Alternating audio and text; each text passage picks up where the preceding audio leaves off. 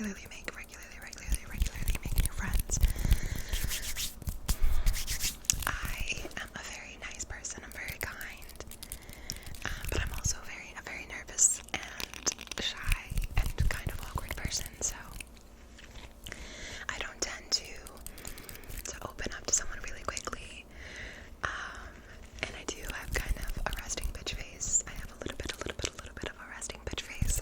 So sometimes I can be a little bit off-putting to some people and make them think that I'm not very nice. So I don't know. I wouldn't say that I make friends regularly because of that. Yeah, because I'm really socially awkward. And people kind of scare me, honestly. So I'm gonna go ahead and put the middle button right in between strongly, or right in between agree and disagree, because I don't totally disagree. I'm not like a fucking terrible person who doesn't make friends, you know, so I'm not gonna put disagree, but I'm just kind of a shy gal. I'm a little bit of a shy gal, so I don't find it the easiest task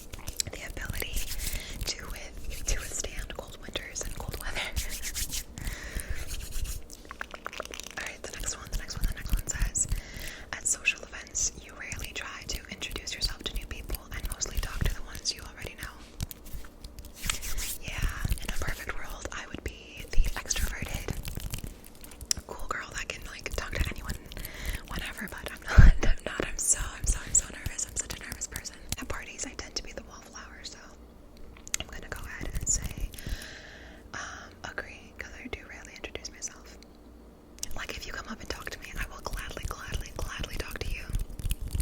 But me building up the courage to talk to someone else, that's a lot. Okay. Next question says, you prefer to completely finish one project before starting another. Disagree. I am that person that will have multiple things going on at the same time. Like right now, I'm reading multiple books at the same time. Because I tend to get like bored of doing one thing specifically, so I have to switch it up. I am also a champion procrastinator, so I've kind of mastered having to like get everything done all at once. Okay, the next one says, you are very sentimental, very sentimental. I'm gonna have to put strongly agree to that one. Very strongly. I very strongly agree. I'm very sentimental. I have movie tickets and comedy club tickets from years and years ago. And photos. I love keeping photos. I still have the tassel from my high school cap, from my high school graduation cap, all those things. I'm sentimental as fuck, so let me go ahead and put agree. Strongly agree. The next one is, you like to use organizing tools like schedules and lists. Yeah, I do. I have especially been making a shit ton of lists recently to kind of organize my Patreon duties and other customs. So yes, schedules and lists are my best friend. So I'm gonna put agree.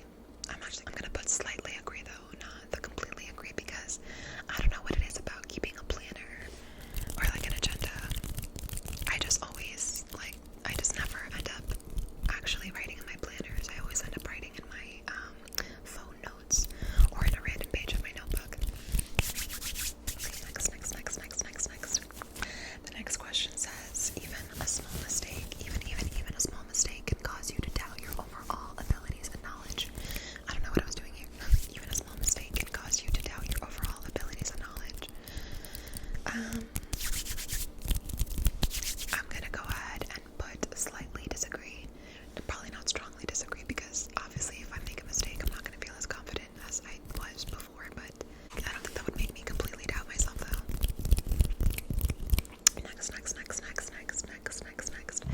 Next it says, you feel comfortable just walking up to someone you find interesting and striking up a conversation. No. No, I really wish though I'd be fucking unstoppable if I had that courage. If I had those cojones. If I had those cojones, then I'd be unstoppable.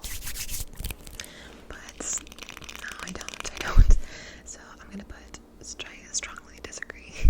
Strongly disagree. Next says, you are not too interested in discussing various interpretations and analysis of creative works. I'm gonna put disagree with that one. Disagree. I love hearing people's thoughts and opinions on different pieces of art or creative works, Strongly disagree, because I am interested. You are more inclined to follow your head than your heart. I would say that I probably act more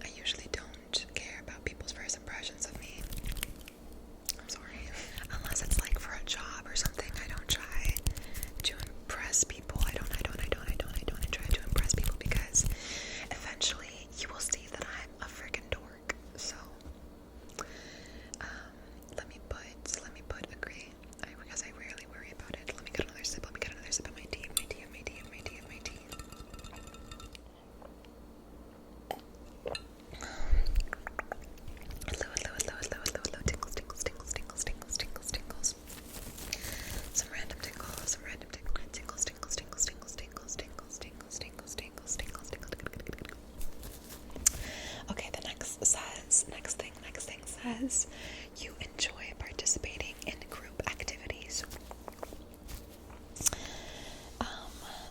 That just depends entirely on my mood. If I'm feeling like I have energy to socialize, then yes, I do enjoy participating in group activities. If it's one of those days where I'm feeling nervous and anxious and like I just want to stay inside, then I'll probably say no to the invitation. I will probably flake. I'll probably flake. So I'm gonna go ahead and put the middle button. I'm gonna put the middle button in between agree and disagree. Right in between agree and disagree, agree and disagree, agree and disagree. Right in between, in the middle. It says you like books and movies that make you come up with your own interpretation of the ending. I don't know. I really love happy endings. Like, I'm a sucker for happy endings. Please give me all of the happy endings because we all fucking need it, okay? In today's crazy fucked up world, we all need happy endings. So, I'm gonna probably just hit the middle button. It says your happiness comes more from helping others accomplish things than your own accomplishments. I'm probably just gonna go ahead and hit the middle button because both the accomplishments of others and my own accomplishments make me very happy. So, right in the middle. Next one says you are interested in so many things that you find it difficult to choose what to try next. Not really. I don't have like a crazy amount of interests. I don't have a crazy amount of interests. It's usually just like I said, I'll just have hyperfixations. So I'll be really into one thing for like a month or two, and then I'll go on to something new, and I'll be really into that for a couple months. But it's not like I'm interested in so many different things at the same time always that I don't know what to focus on. For example, last year I was really into glass art. I really wanted to make hanging glass art, and I got a solder kit, I got glass sheets, I got chains and all that stuff. But I ended up fizzling because it's honestly quite expensive to get into glass art, so that kind of fizzled out. Fizzled out, and then I got into jewelry, and jewelry was really fun. Jewelry making is so much fun. I know some of you guys have seen the little earrings that I make, and I know I've said before that I want to open up a shop, and I still maybe one day would like to do that, but that kind of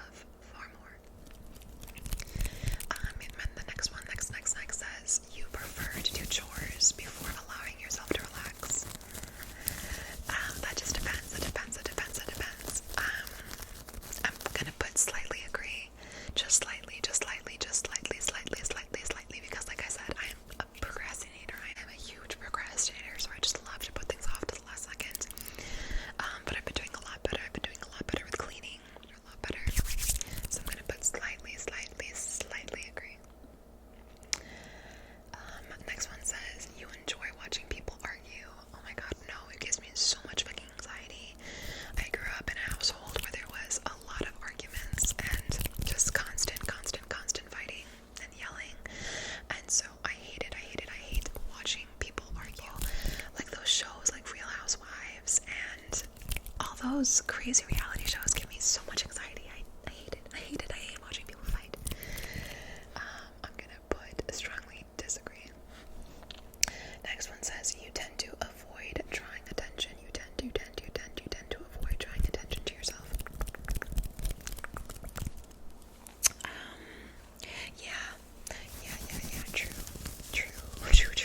True. I'm gonna put agree. Slightly agree. Sometimes when I feel good and when I feel cute, I do want a little bit of attention. Don't we all like a little bit of attention when we feel good and when we look good?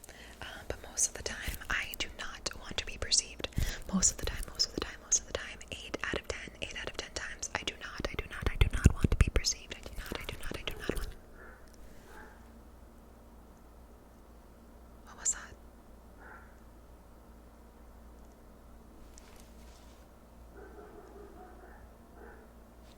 Bruh. Next one says, your mood can change very quickly. Yeah,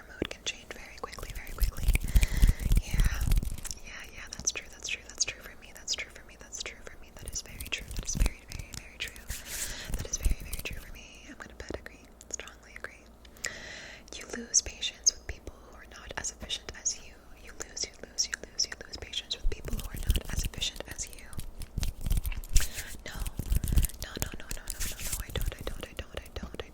I'm gonna put disagree. The next one says you often end up doing things at the last possible moment. Way to call me out. 16 personalities test. Yeah, I already said that like 500 times. I'm a fucking procrastinator. So, yes, agree. Next one says you have always been fascinated by the question of what, if anything, happens after death. Yeah, I feel like we're all kind of fascinated with that, aren't we? Aren't we all kind of like, we're all a little bit curious. We're all a little bit curious.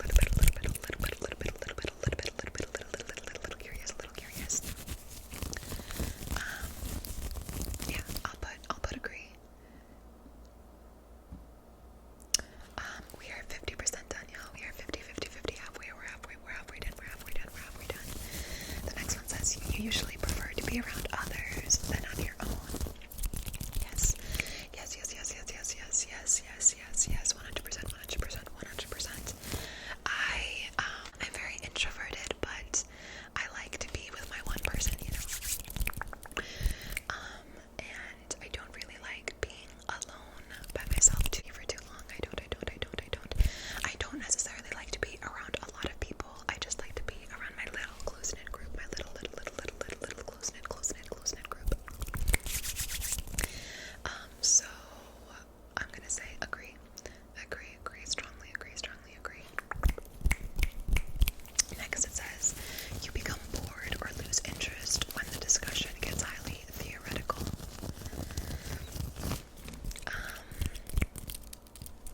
I'm gonna put just slightly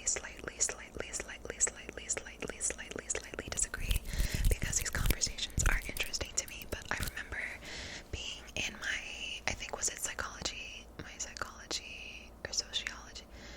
philosophy class, and I remember some of the conversations that we had, I just like completely zoned out because they were just so confusing. So I'm gonna put slightly disagree because although the conversations are interesting, oh my god, there's a car coming. Let me cover your ears. Let me just cover your ears from the car. Okay, they're gone.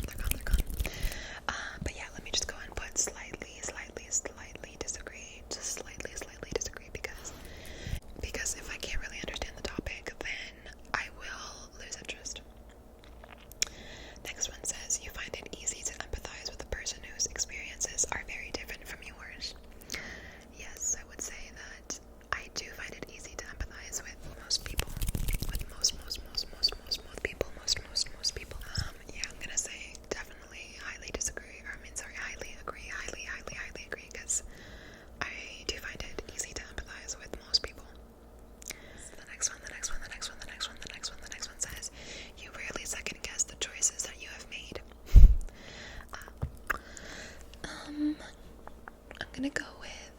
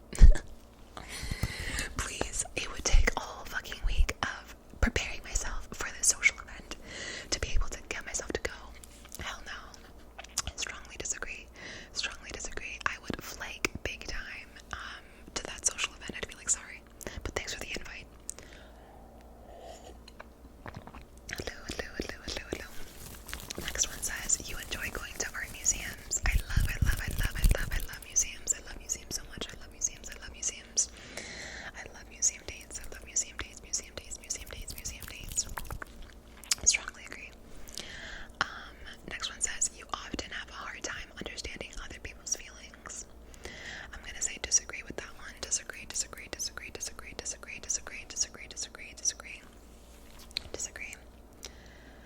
Because I often understand other people's pain. My legs are cramping up. My legs. Ow. My legs are cramping up. Sorry. Okay, next one says, you have a to-do list for each day. You have a to-do list for each day. Yes, but no. I have kind of a schedule for all of the customs that I have to get done. But that doesn't mean that I have a to-do list. So I'm gonna say no. I'm gonna say disagree, because I don't have a to-do list for the day. Like for all my errands and stuff, I just have a schedule of customs that I need to get done. So that's more like a work schedule, I guess. Next question says, you rarely feel insecure. You rarely feel insecure. Ideally, in a perfect world, I would rarely feel insecure, huh? But of course, your girl has insecurities. Your girl has a few insecurities.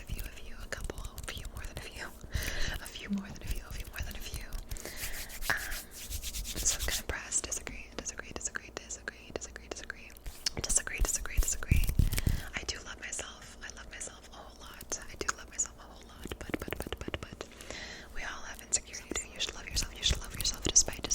Despite all of your insecurities, because you are still an amazing person and you are still worthy of love, even with all of your imperfections. Next one says, you avoid making phone calls. Yeah, I do avoid making phone calls. I do avoid making phone calls. I don't know what it is about it. I don't know what it is about phone calls. I mean, that's just so sometimes exhausting. So yeah, I would say that I avoid making phone calls. I like to text. I like texting and sending voice messages. So I'm gonna go with slightly agree, slightly agree.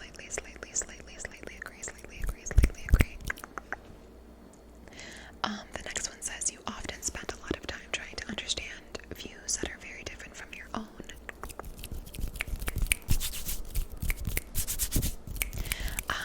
I would say that I'm open.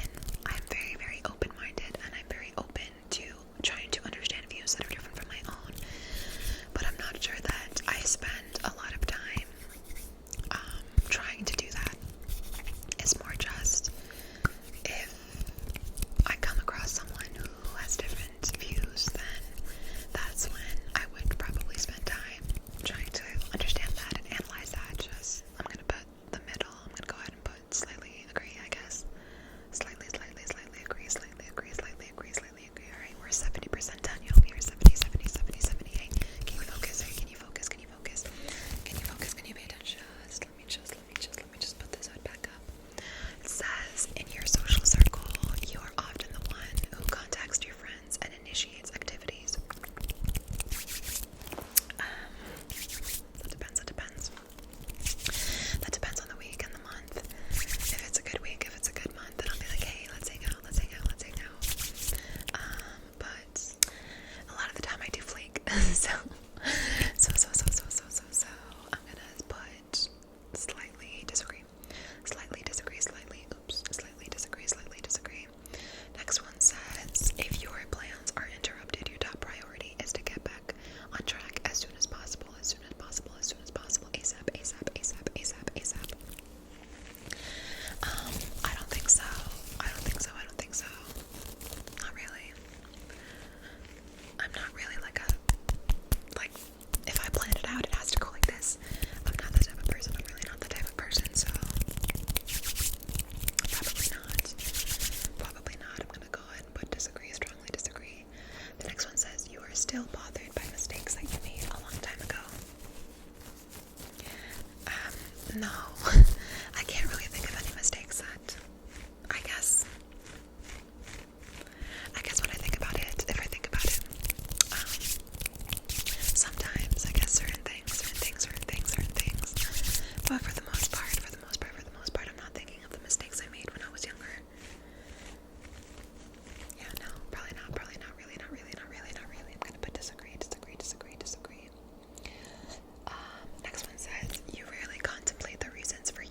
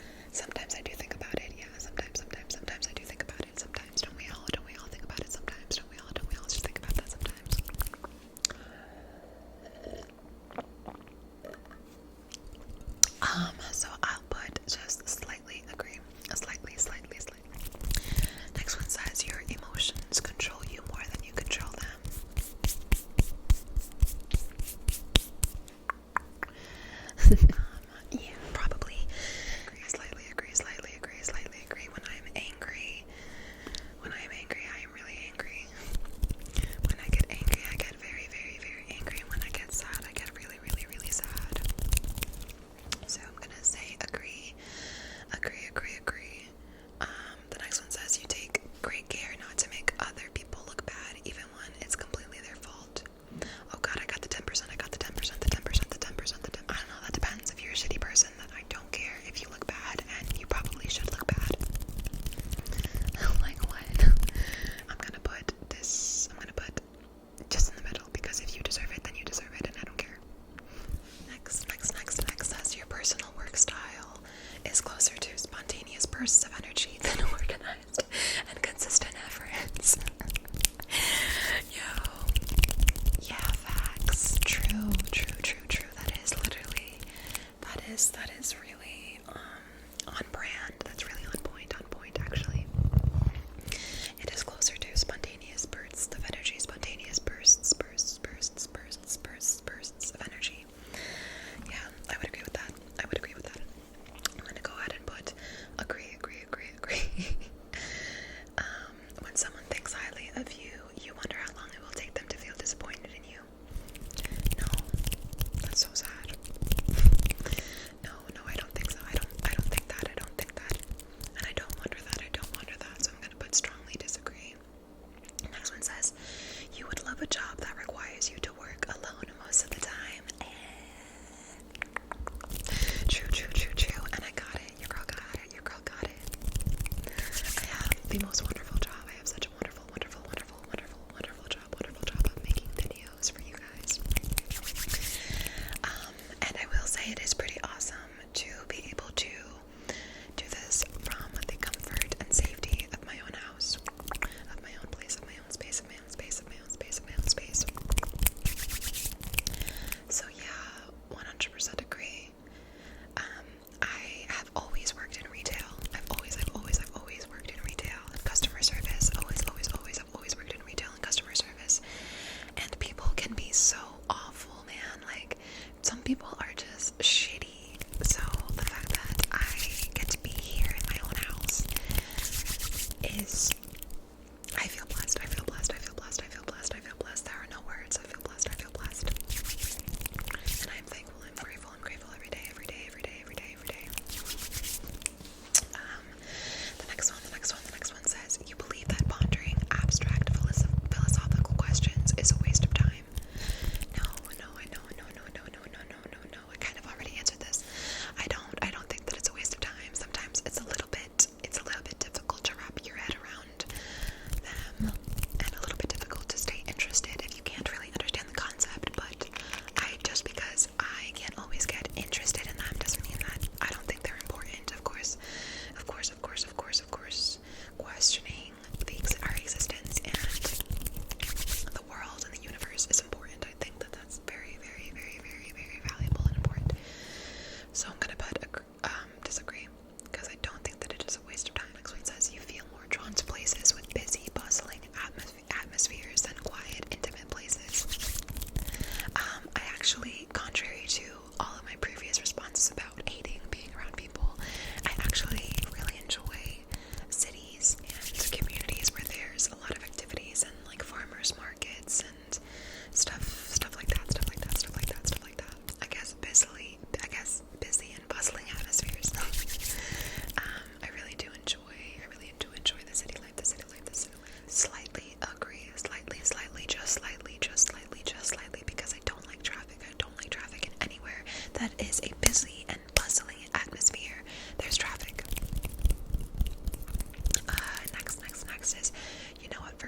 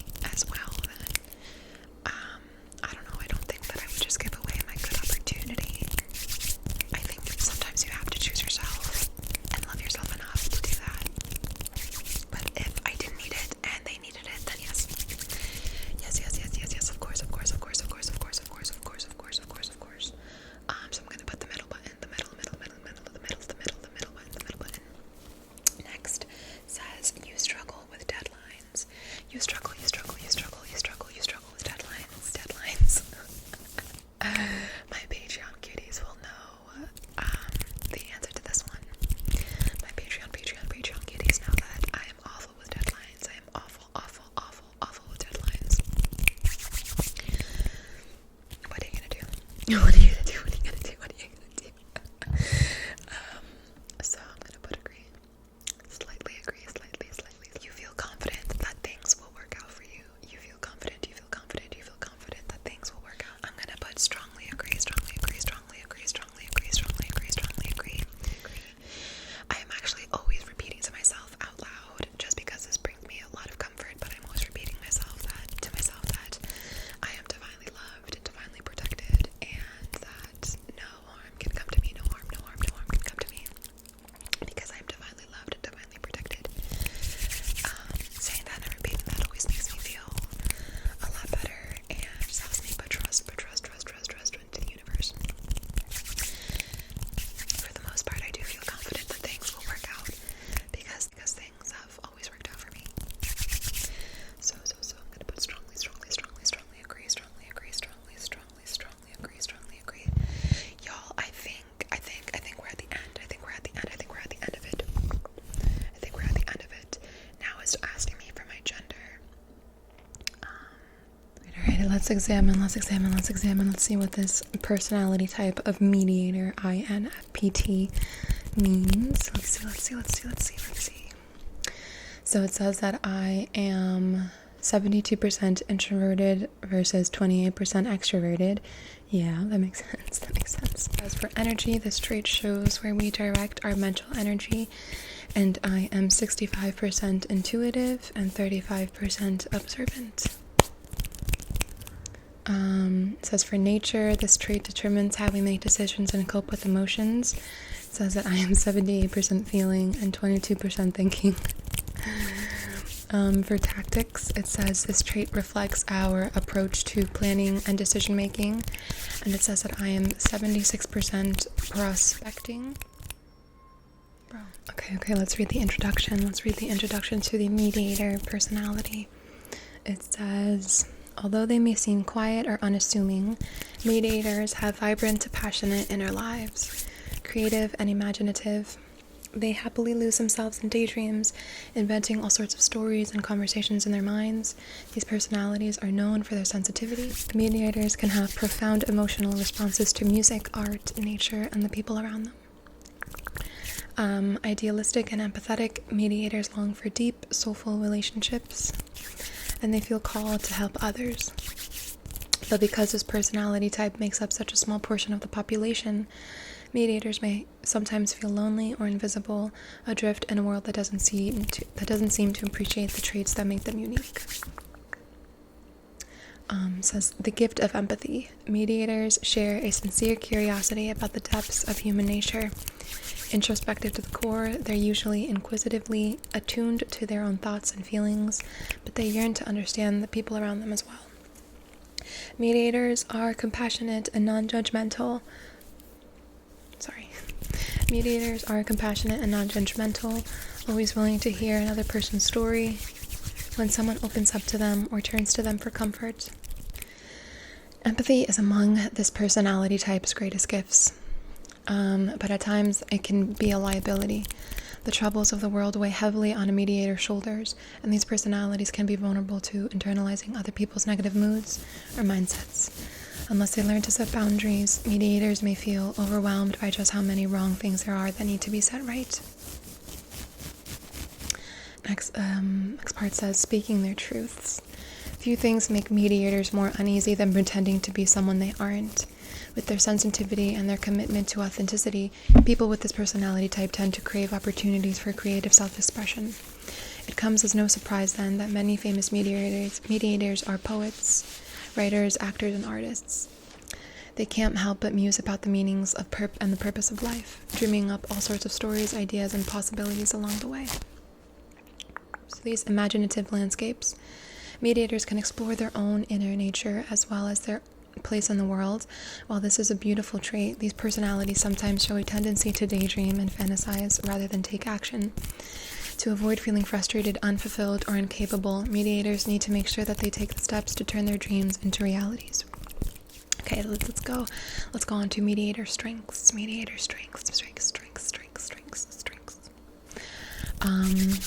It says empathetic.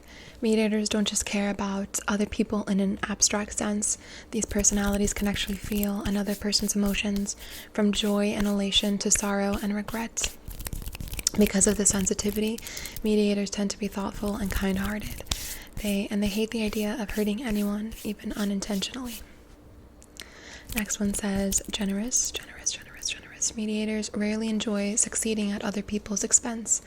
They feel called to share the good things in their lives, give credit where it's due, and uplift the people around them.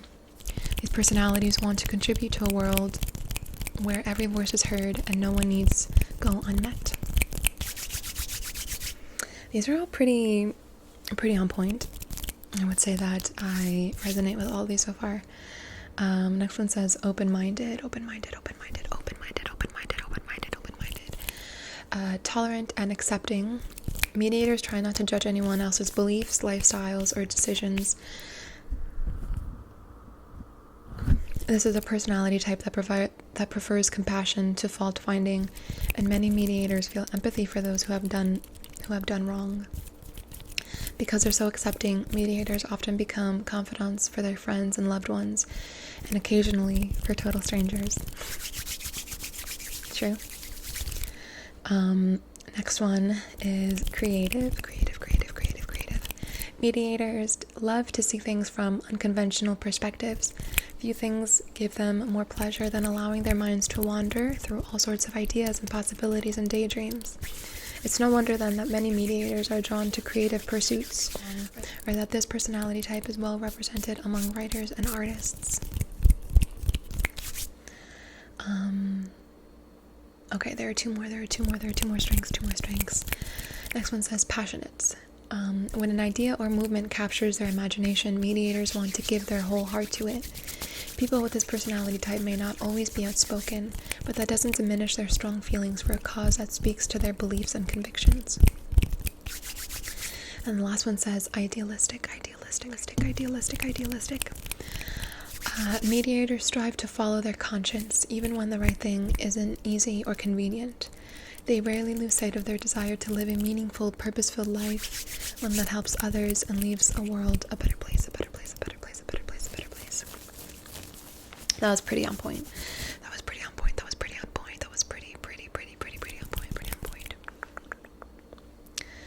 Let's go to my weaknesses.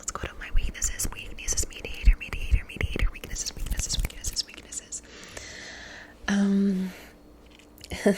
Self-isolating. Mediators long to connect with others, but they don't always know how. I told y'all. Especially in new environments, mediators may be reluctant to put themselves out there in ways that would help them make new friends or become involved in a new community. As a result, people with this personality type may sometimes feel lonely or isolated. The next one is unrealistic. Nothing in this world is perfect, and that can be a difficult truth for mediators to accept. People with this personality type can be hopeless romantics with rose-colored visions of what their lives should be like. This can set mediators up for disappointment when reality inevitably falls short of their dreams. The next one is unfocused. Mediators' imaginative, introspective nature doesn't always lend itself to productivity. Many mediators get frustrated by how difficult they find it to buckle down and get things done. The problem isn't that they are incapable, but rather that they run into problems when they become so caught up in different ideas and ideals that they fail to commit to a course of action. Emotionally vulnerable. The emotional attachment, the emotional attunement of these personalities is among their greatest strengths, but unless mediators establish boundaries, they can be at risk of absorbing other people's negative moods or attitudes. Desperate to please. Conflicts tend to be stressful for mediators who yearn for harmony and acceptance. When someone dislikes or disapproves of them, these personalities may become fixated on trying to clear the air and change that person's mind. That's the first one that doesn't actually fit me, because I would rather eat glass than waste time trying to get a stranger to like me. Because I don't need them to like me. So that's the only one that I would disagree with. I'm not desperate to please. I don't think The next one, though, is self-critical. Mediators believe in their unique potential and they desperately want to live up to it, but this can cause them to have unrealistic expectations for themselves. When mediators fail to live up to these visions, they may accuse themselves of being useless or selfish or woefully inadequate. Taken too far, this self-criticism can discourage mediators, leading them to give up on even their dearest dreams. That one I can kind of resonate with. The next one is about romantic relationships. Let's just skip that one. The next one is friendships. When it comes to their social lives, mediators may find themselves caught in a web of contradictions. A web of contradictions. People with this personality type crave alone time, but they're also vulnerable to loneliness. They long to feel accepted and well-liked, but they hate the idea of pretending to be anyone but their authentic selves. And while they hesitate to draw attention to themselves, they don't want to be invisible either. The good news is that in the company of true friends, mediators can escape the hamster wheel of these insecurities and focus on what really matters. For these personalities, friendship is a precious commodity, an opportunity for two people to lift each other up and change each other's lives for the better. Mediators truly believe in the old saying that a friend in need is a friend indeed. Perhaps because of their intense investment in these relationships, mediators tend to feel most fulfilled by spending time with a small, intimate circle of friends. Acquaintances may come and go, but this inner circle is likely to include mediators' friends for life. Funny, yes, I told y'all that I liked just hanging out with my close-knit group of friends. It says, although mediators are warm and accepting, they don't always find it easy to make friends. This may be because superficial, casual relationships can leave these personalities feeling a bit empty.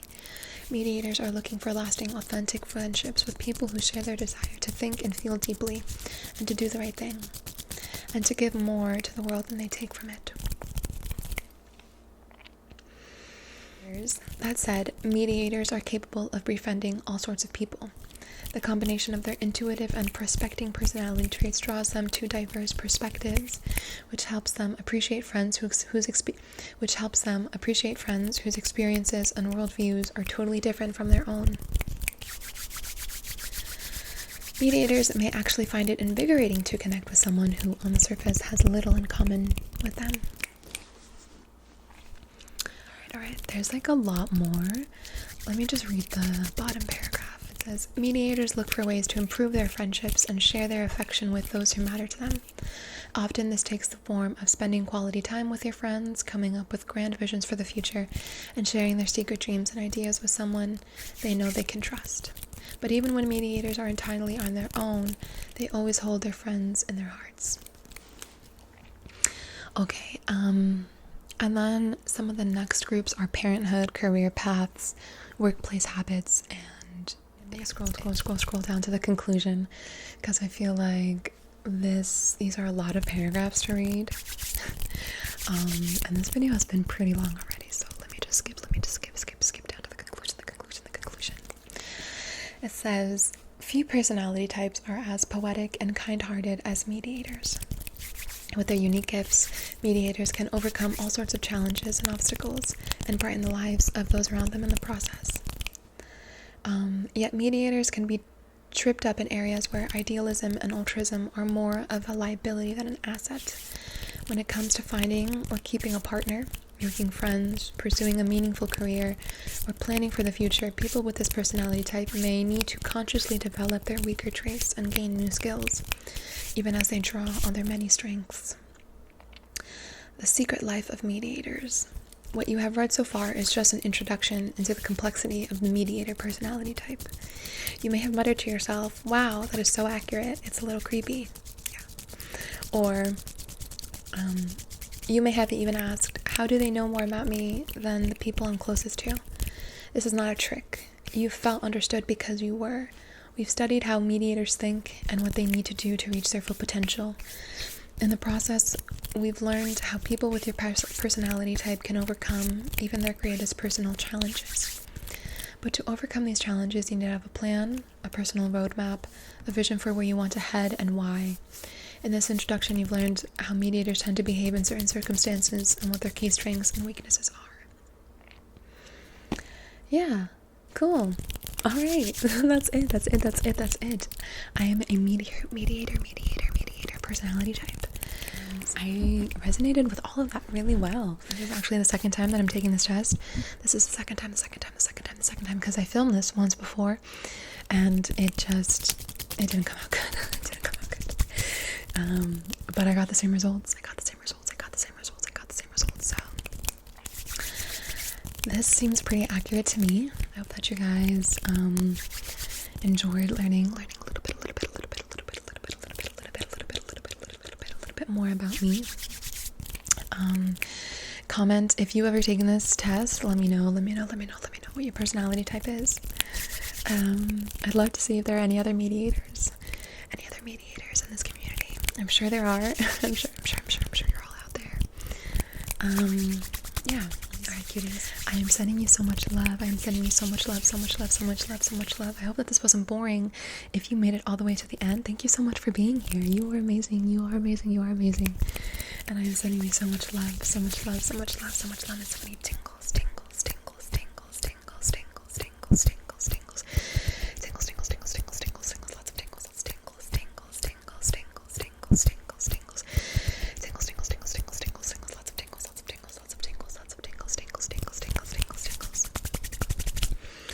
Alright, cuties.